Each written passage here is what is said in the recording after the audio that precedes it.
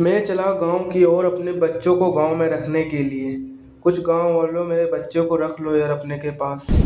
गाँव वालों मेरे बच्चे कुछ नहीं करेंगे आप लोग के बच्चों को, अच्छे हैं मेरे बच्चे। मेरे बच्चों को यार गाँव वालों देखो कितने क्यूट क्यूट है यार और अच्छे भी। इन लोग को अपने गाँव में जगह दो यार प्लीज़।